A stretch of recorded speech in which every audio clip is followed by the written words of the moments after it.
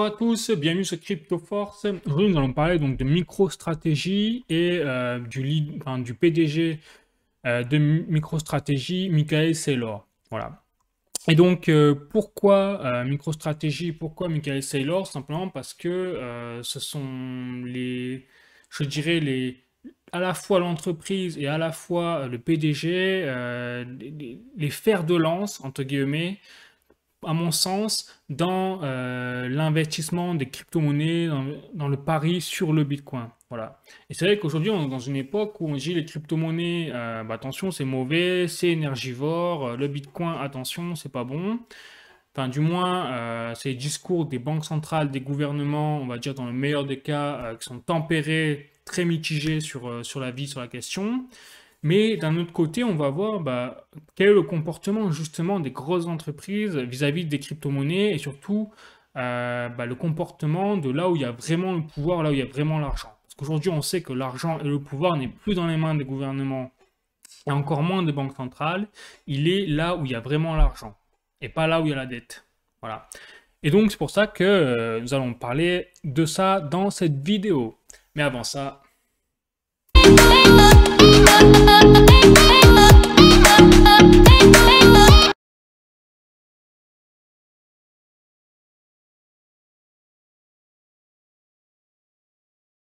Donc effectivement, j'ai fait un article récemment, si vous voulez, par exemple, lire les informations sur MicroStrategy, Michael Saylor, à tête reposée, bien écoutez, allez-y, n'hésitez pas à visiter mon site cryptoforce.fr où je fais les articles, où j'ai posté justement cet article.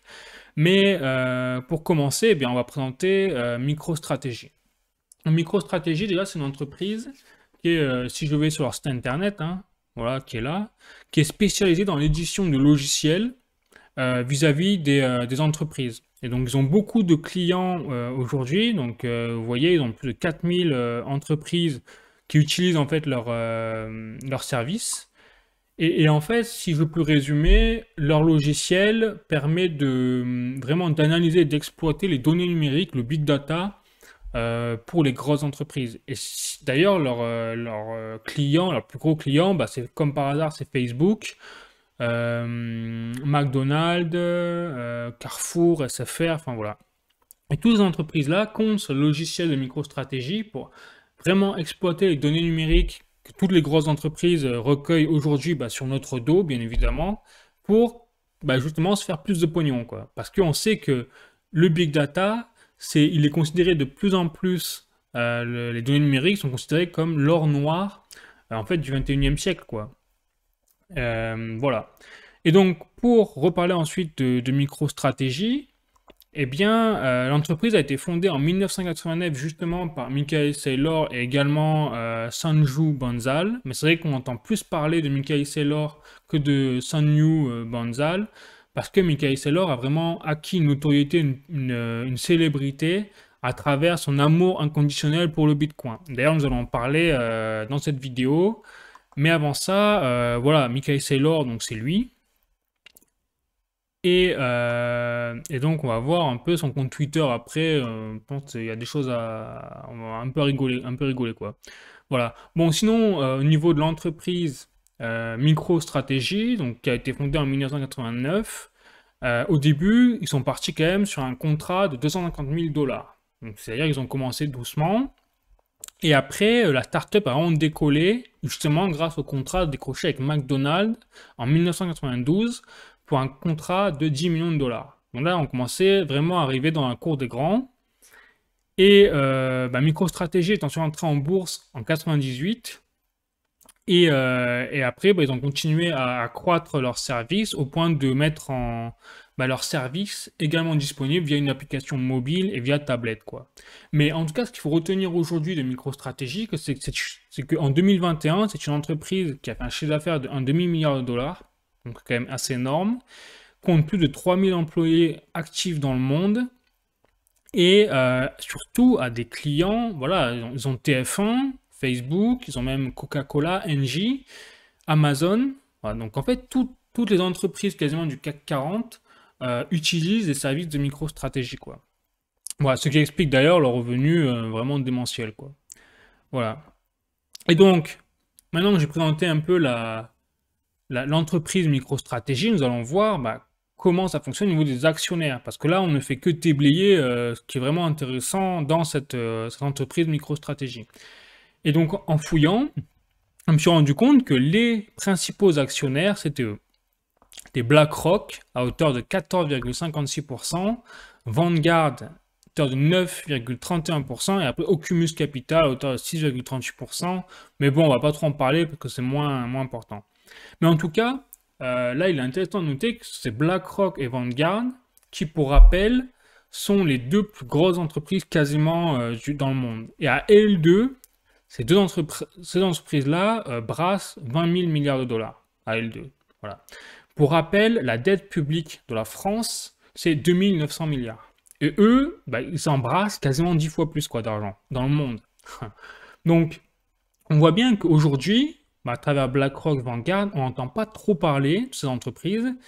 Mais en fait, c'est ce genre d'entreprise-là qui dirige le monde clairement. Et je vais aller plus loin dans ce discours-là, quand je vois même par exemple l'économie, je lis les articles, et regardez l'article, le nom de l'article sur l'économie, c'est BlackRock résiste au coronavirus et va conseiller les banques centrales. Donc on a des entreprises aujourd'hui qui sont tellement puissantes qu'elles vont même conseiller les banques centrales et même les gouvernements, quoi. Et comme par hasard, là j'ai un autre article, c'est Libération, hein. Et on voit qui? On voit que on voit Larry Fink, le PDG de BlackRock, avec Emmanuel Macron, qui était à l'époque déjà président, quoi. Et tout ce petit monde, en fait, voilà. Et là, c'était quoi? C'est vrai que Macron a rencontré le groupe BlackRock spécialisé dans les fonds de pension, quoi. Ouais, en fait, BlackRock a des telles ramifications et de tels pouvoirs qu'ils ont tellement d'argent qu'ils ont carrément la politique, si vous voulez, d'acheter même les actions d'un maximum des plus grosses entreprises dans le monde. Et donc, c'est pour ça que BlackRock possède pas que MicroStrategy. Là, en fait, ce que je vous montre, c'est de la bibine à côté si on faisait la liste de toutes les entreprises liées à BlackRock en termes d'actions, on n'aurait pas fini, quoi. On en aurait pour des années, quoi. Et en fait, quand on creuse, on se rend compte que la majorité des entreprises, les plus grosses entreprises, appartiennent en grande partie à BlackRock et à Vanguard, les fonds de gestion, quoi. Et donc, ces entreprises-là, concrètement, BlackRock et Vanguard, qu'est-ce qu'elles font? Elles sont des gestionnaires de fonds. C'est-à-dire que les entreprises leur confient leur argent et en retour, BlackRock et Vanguard doivent faire fructifier cet argent-là pour donner des bénéfices en plus aux gens qui leur ont confié leur argent, quoi. Voilà. Et bien sûr, BlackRock et Vanguard prennent des commissions au passage, quoi. Voilà.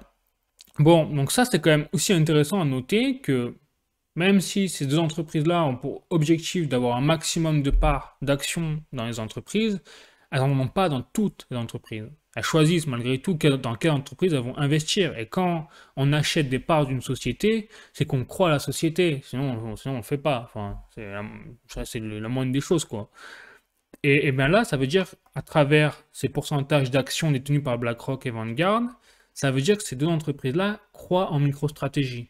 Et si j'insiste bien sur ça, c'est parce qu'on va voir après pourquoi c'est intéressant et surtout en lien avec le Bitcoin et les crypto-monnaies. Voilà. Et donc on y vient.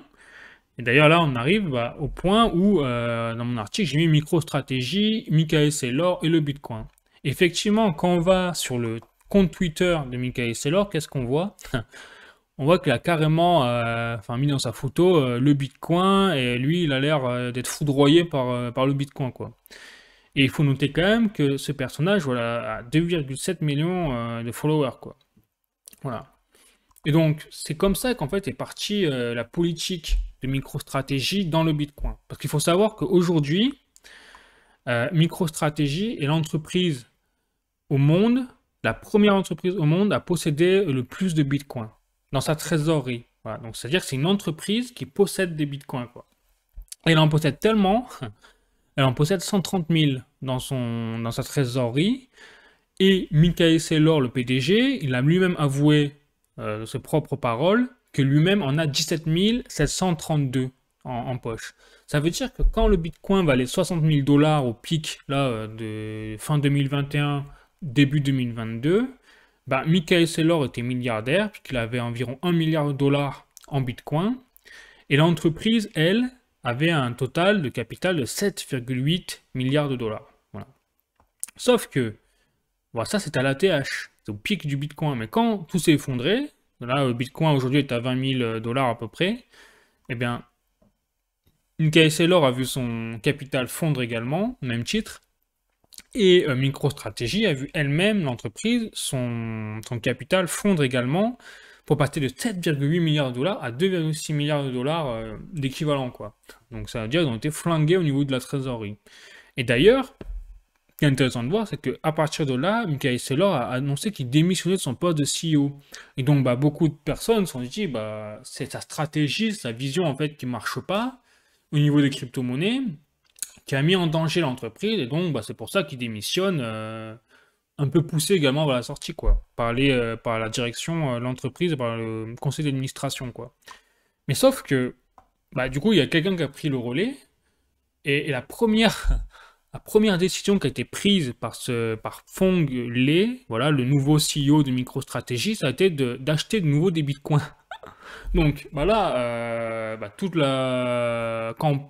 lorsque tout le monde disait, bah ouais, il a démissionné parce que dans le Bitcoin et tout, bah en fait, on voit que le remplaçant de Michael Saylor, en fait, fait exactement la même chose que lui. Donc, ça veut dire que là, c'est plus Michael Saylor et son attitude fan Bitcoin qui impacte MicroStrategy, en fait.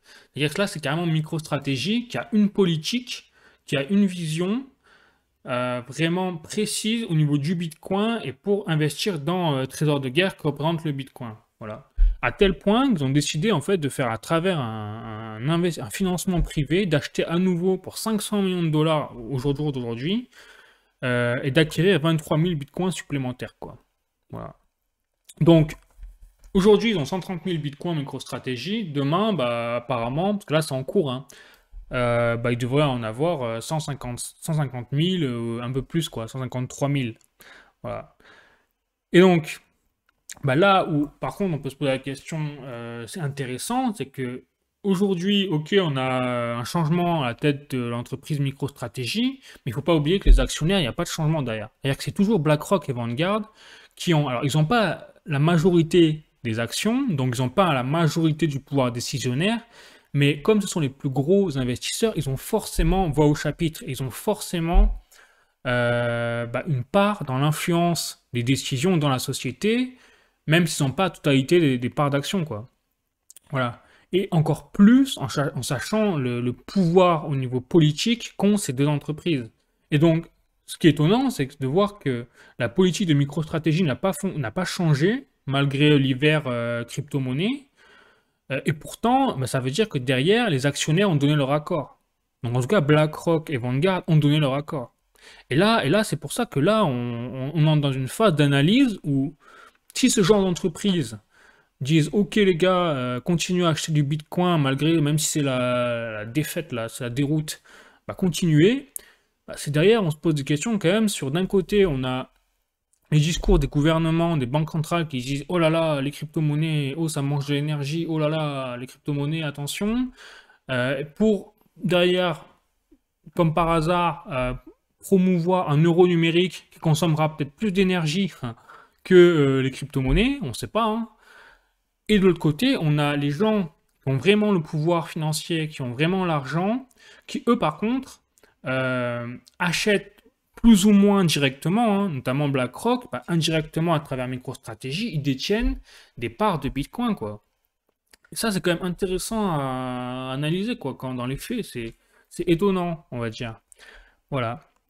Et donc, maintenant, je me suis dit, ça, c'est MicroStrategy, mais qu'est-ce qu'il en est au niveau du monde des entreprises dans l'achat de Bitcoin, quoi. Parce que là, c'est MicroStrategy, c'est Michael Saylor, mais comme ils sont un peu excentriques, je me suis dit, pourquoi pas? C'est peut-être une exception, quoi. Mais en fait, c'est pas une exception. C'est-à-dire que là, donc j'ai pris la source Bitcoin Treasuries, hein. Voilà, et donc la liste des plus grosses entreprises qui ont investi dans le Bitcoin. Bon, en tête, vous avez MicroStrategy avec 100... en fait, c'est 124 000 bitcoins exactement. Je dis 130 000, mais c'est exactement 124 000. Bon, voilà. Et après, vous avez Tesla en deuxième position. Donc Tesla, pour rappel, ceux qui ne connaissent pas, c'est l'entreprise vous savez, de voitures électriques aux États-Unis, et qui est possédée par Elon Musk, le PDG également de SpaceX, qui a fondé également PayPal avant de la vendre auparavant. Enfin voilà. Et eux, Tesla, ils ont 43 000 bitcoins, quoi. Enfin, en tout cas, voilà, ils ont une grosse cagnotte de bitcoins. Alors après, ils ont peut-être vendu une partie, je crois, avec le bear market. Mais en tout cas, ils en ont gardé la grande majorité de ce qu'ils avaient acheté auparavant, quoi. Donc là aussi, on voit, c'est Tesla, c'est Elon Musk. Et Elon Musk, ça a été l'homme, ou je sais pas si c'est encore l'homme le plus riche du monde aujourd'hui, mais en tout cas, il a été à un moment l'homme le plus riche du monde. Il a créé des sociétés qui sont largement en avance dans leur domaine, que ce soit SpaceX ou Tesla dans le domaine. Et voilà, et là aussi, je dis, mais ce genre de gars, il fait l'inverse de ce que disent un peu les gouvernements et les banques centrales. Donc, ça prête à questionner, à question, quoi. Et de même pour Square Inc. Et là, Square Inc, on n'entend pas trop parler en Europe. Ils sont surtout encore aux États-Unis, mais c'est tout ce qui est dans les solutions de paiement au niveau informatique, au niveau numérique. Et là, derrière, c'est Jack Dorsey, c'est le PDG de Twitter, quoi. Enfin, en tout cas, le fondateur de Twitter, avant qu'il donne Twitter à Elon Musk, justement, parce que Elon Musk a acheté Twitter. Enfin bref, voilà.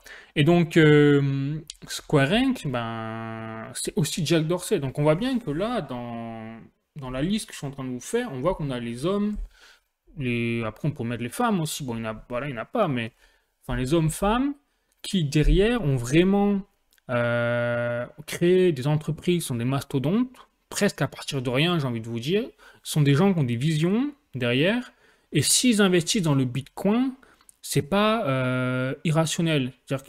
Et je vais vous montrer, d'ailleurs, parce que j'ai un discours là de Michael Saylor, vous dire qu'est-ce qu'il pense exactement et pourquoi il a investi dans le Bitcoin. Et c'est intéressant de voir que ces gens-là croient vraiment au Bitcoin, quoi, et aux crypto-monnaies.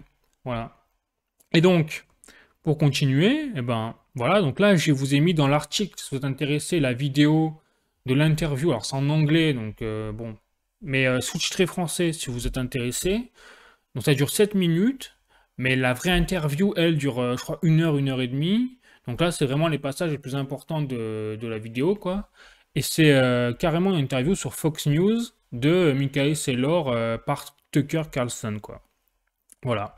Bon, on va pas regarder parce que c'est trop long. Mais au pire, alors là, je vous ai mis l'article de Coin Tribune qui, eux, ont traduit l'ensemble de la conversation. Donc en plus, vous pourrez voir en français, vous pourrez la lire directement sur leur site. Voilà. Et donc, par contre, je vais juste vous montrer si quand même j'avais préparé quelque chose. Mais je l'ai plus là, mince. Non. Bon. Mais en tout cas, enfin, juste pour vous citer un petit passage, ça c'est vraiment la première phrase qu'a dit Michael Saylor dans l'interview, pour vous donner l'ordre d'idée, quoi. Il a dit, pour répondre à la question de Tucker Carlson sur le Bitcoin, c'est le Bitcoin, Michael Saylor a dit, est le tout premier système monétaire créé par des ingénieurs, point final. Maintenant qu'on a dit ça, la première question à se poser est qu'est-ce que l'argent? La deuxième question, quel est le problème? Et la troisième question est quelle est la solution? Et il a dit le Bitcoin est la solution. Voilà.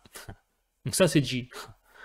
Voilà. Et donc on voit bien que derrière, ces gens investissent dans le Bitcoin à travers leurs entreprises ou même leur fortune personnelle, c'est qu'ils croient vraiment dans les crypto-monnaies, dans le Bitcoin. Et c'est encore plus intéressant quand on ramène ça au contexte actuel. Alors après, là, je mets en place mon analyse personnelle, mais quand on voit aujourd'hui le système actuel, tout en train de se casser la figure, désolé de le dire, hein, mais on voit les monnaies fiat, l'euro, il a perdu 20% là, par exemple au sein de l'Union européenne dans le monde par rapport au dollar, tout comme la majorité des monnaies fiat dans le monde. En plus de ça, on voit bien que les monnaies fiat, quand on les compare avec par exemple l'or et l'argent qui sont les métaux précieux et surtout les valeurs universelles par excellence, on voit bien que si on compare même le dollar, hein, qui est la monnaie fiat la plus puissante au monde, même le dollar, si on prend depuis son existence, depuis une centaine d'années, eh bien, il a perdu entre 90% et 99% de sa valeur par rapport aux étalons que représentent l'or et l'argent. Donc là, on voit bien qu'on a un système quelque part économique, qui, au fur et à mesure du temps, au fur et à mesure que les banques, que les gouvernements impriment en masse de la liquidité pour financer quoi? Pour financer leurs propres dettes, qu'ils ont de plus en plus de mal à rembourser. Et on le voit bien que ce phénomène a empiré les 20 dernières années, avec des montants de dettes colossales qui ont émergé pour tous les pays dans le monde. Voilà. Et donc, on voit bien que le système normal, on va dire monétaire, est quelque part un peu à bout de souffle. Voilà. On a exploité un peu tout ce qu'il fallait, et on voit surtout qu'il n'est pas infaillible, quoi. Parce que qu'est-ce qui en résulte de ce système-là? Il en résulte une hyperinflation. Voilà. Et là, aujourd'hui, on voit bien que dans le contexte dans lequel on est aujourd'hui, on est en train de faire face. Mais déjà, ça fait 30 ans. Donc, c'est-à-dire que là, on a une hyperinflation liée aux crises de la guerre, avec voilà, les pénuries d'énergie, mais aussi les pénuries avant liées à la crise du Covid sur les composants, par exemple les puces électroniques, les composants technologiques, qui ensuite impactent les autres chaînes de la production. Et donc, on se retrouve à la fin avec une augmentation des prix sur quasiment l'ensemble des ressources et des produits fabriqués, quoi. Voilà. Mais outre ce fait, il ne faut pas oublier que ça fait 30 ans que le monde, en fait, connaît une inflation régulière. Voilà. Et ça, il ne faut pas l'oublier. C'est pas les crises, ça, c'est pas la guerre, ça, c'est pas la crise du Covid qui a fait ça. C'est que c'était déjà comme ça avant. Et à 30 ans, n'importe quelle génération de cette époque, quand on me pose la question, la réponse, c'est on vivait mieux avant et on avait moins à payer pour acheter un appartement, une voiture qu'aujourd'hui, quoi. Voilà. Et ça revient régulièrement. Et parce que c'était vraiment le cas, quoi. Voilà. Et donc, là, quand on voit la réponse de Michael Saylor lors de cette interview sur Fox News, c'est exactement ça. C'est-à-dire qu'on a un système monétaire qui a des défauts, faut le dire. Et donc, la solution, qu'est-ce que c'est? Qu'est-ce que c'est? C'est le Bitcoin. Après, lui, c'est son avis. Mais on ne sait pas si c'est le Bitcoin la solution. Mais en tout cas, c'est intéressant c'est de noter, c'est que le Bitcoin peut représenter une alternative au modèle économique aujourd'hui. Ça peut être un peu le plan B, quoi. Et ça, c'est intéressant à noter. Voilà.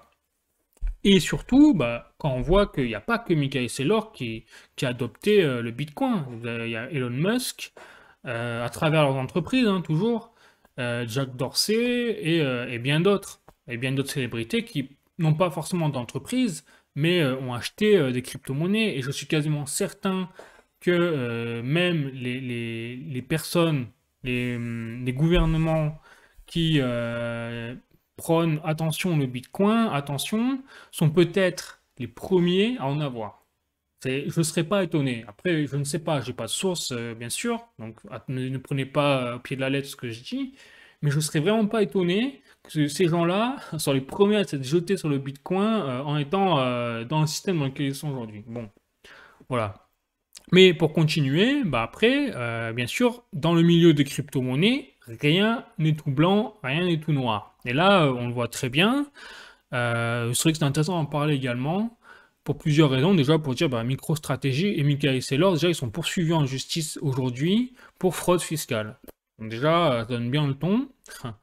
Mais donc du coup, parce que je suis tombé sur ce tweet de Karl Racine. Alors Karl Racine, pour vous donner un ordre d'idée, c'est lui. Enfin, je crois, c'est lui. Hein.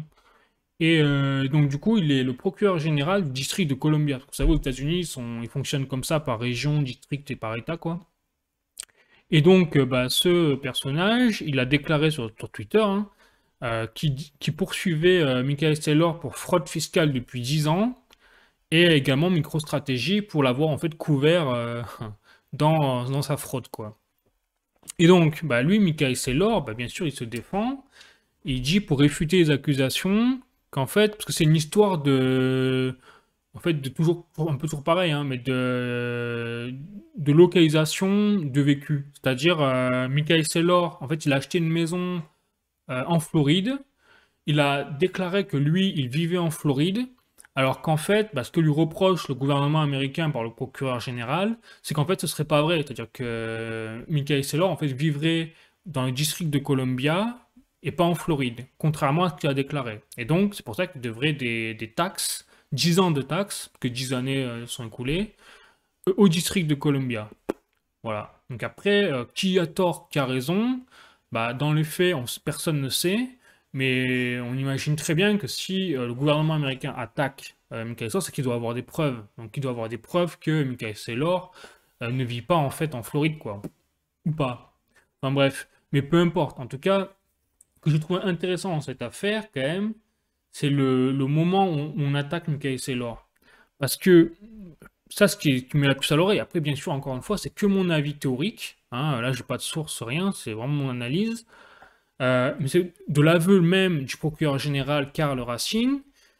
Il dit de lui-même que ça fait 10 ans que Saylor n'a pas payé les taxes au district de Columbia, quoi. Mais enfin, en 10 ans, quand même, c'est long, quoi. Comment ils ont fait pour mettre 10 ans avant de se rendre compte que le mec n'a pas payé ses taxes, quoi. Donc là aussi, ça pose question, surtout dans le contexte où on est aujourd'hui. Le contexte où on est aujourd'hui, il ne faut pas l'oublier, c'est que là, on a la régulation des crypto-monnaies qui est en train d'émerger, avec la loi MiCA et TRF, que je vous invite d'ailleurs à voir. J'ai fait une vidéo à ce propos et un article pour expliquer ce que c'est. Donc si vous êtes intéressé, n'hésitez pas, je mets la vidéo là ou là. Voilà. Et, et donc, en tout cas, au moment où on est en train de durcir le ton sur la réglementation, eh bien, on a également des attaques sur un peu les figures de proue de justement des crypto-monnaies, quoi. Enfin, du moins, on s'engouffre dans les failles par rapport à leur profil, quoi. Et notamment sur les taxes impayées de ce genre-là. Voilà. Et ça, je trouve que c'était quand même intéressant à voir, que c'est maintenant, et c'est pas avant, ils auraient pu très bien attaquer avant, ou alors attendre un peu. Non, et je trouve qu'ils ont attaqué vraiment au bon moment, quoi. Bon, après, c'est que mon avis. Voilà, mais on saura jamais de toute façon qui a tort, qui a raison. Voilà, peu importe, quoi. Bon, voilà. Et donc, pour finir cette vidéo, alors, vraiment en conclusion, bah, j'en reviens en fait. Moi, je trouve que c'est intéressant d'avoir vraiment deux parties. On a le parti un peu des gouvernements, des banques centrales qui ont un ton. Alors, ils disent pas les crypto-monnaies, vraiment, faut pas y aller, hein. Ils le disent pas, ils sont beaucoup plus subtils là-dedans. Ils disent plutôt les crypto-monnaies, c'est énergivore. On a des grosses taxes qui sont mises en place sur les crypto-monnaies. On a par exemple, j'ai une vidéo là de la Banque Centrale Européenne avec Christine Lagarde, la présidente, qui déclare que le Bitcoin, c'est pas une monnaie, les crypto-monnaies, ce sont pas des monnaies, que les stablecoins, faut certainement jamais, ils seront indexés à l'euro, peut-être au dollar, mais en tout cas pas dans le domaine de la cour de Christine Lagarde, ça c'est impossible. Elle a dit non avec une indexation d'une crypto-monnaie avec l'euro. C'est pour ça qu'aujourd'hui on n'a pas de stablecoin lié à l'euro. Voilà. Mais derrière, dans la même vidéo, qui a eu lieu en début 2021, a déclaré la venue de l'euro numérique. Voilà. Et ça aussi, c'est intéressant d'avoir ce discours d'un côté, et de l'autre côté, on n'a pas les discours parce que eux, ils parlent pas, ils agissent. Eh bien, on a les agissements, les actions des grosses sociétés du monde qui, elles, font quoi? Elles achètent du Bitcoin. Voilà. Donc ça, c'est quand même intéressant à noter. Et selon l'avis même de Michael Saylor, c'est pas pour s'enrichir. Enfin, bien sûr, c'est une partie pour s'enrichir, bien évidemment. Mais sur le fond, ce genre de personnes déclarent que le Bitcoin est une alternative, en fait, au système économique actuel, quoi. Voilà. Donc, c'est une monnaie. Donc, d'un côté, on a le discours, c'est pas une monnaie. De l'autre côté, on a le discours, c'est une monnaie. Et derrière MicroStrategy, on a des actionnaires comme Vanguard et BlackRock qui dirigent quasiment à eux seuls le monde financier, le monde économique d'aujourd'hui, tellement ils brassent des milliards.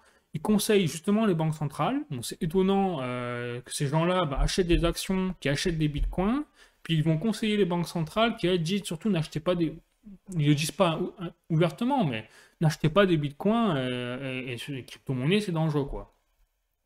Donc, enfin voilà, et je trouve que c'est intéressant quand même d'analyser ce genre de faits, parce qu'aujourd'hui, c'est vrai qu'on peut être un peu prêt à confusion aujourd'hui au niveau de ce qu'on est en train de vivre, quoi, tout simplement. Bon, sur ce, bah, écoutez, si vous avez aimé cette vidéo, n'hésitez pas à mettre un like, à lâcher un commentaire également. Et surtout, n'hésitez pas à vous abonner, parce que j'ai fait d'autres vidéos sur bah, l'actualité géopolitique en lien avec l'économie, hein, bien évidemment, et d'autres vidéos sur l'économie, sur les crypto-monnaies, etc. Voilà, bon, sur ce, bah, je vous fais la bise, je vous dis ciao, à bientôt, et bonne soirée, bonne journée.